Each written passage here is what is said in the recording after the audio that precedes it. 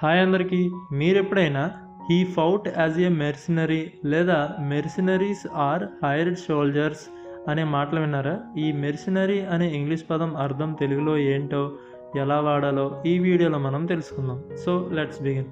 దీనికి డెఫినేషన్ ఏంటంటే, someone working or acting merely for money or other rewards or a soldier who fights for the sake of money అని.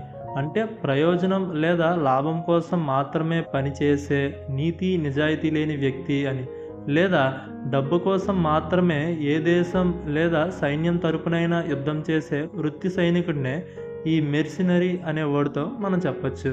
ఇతన్నే మనం డబ్బు కోసం యుద్ధం చేసే వ్యక్తి అని చెప్పచ్చు, లేదంటే జీతభత్య సైనికుడు అని చెప్పచ్చు. ఇంకా చెప్పాలంటే విశ్వాసం కంటే లాభం కోసం పనిచేసేవాడు అని కూడా చెప్పచ్చు. ఇంక ఎగ్జాంపుల్ చూస్తే, the king hired mercenaries to fight the war అంటే రాజు యుద్ధం కోసం కిరాయి సైనికులను నియమించాడు అని అర్థం. వీడియో నచ్చితే లైక్ చేయండి. ఈ వీడియో ఎవరికైనా యూజ్ అవుతుంది అని అనుకుంటే వాళ్ళకి షేర్ చేయండి. అండ్ వీలైతే ఛానల్ని సబ్స్క్రైబ్ చేసుకోండి.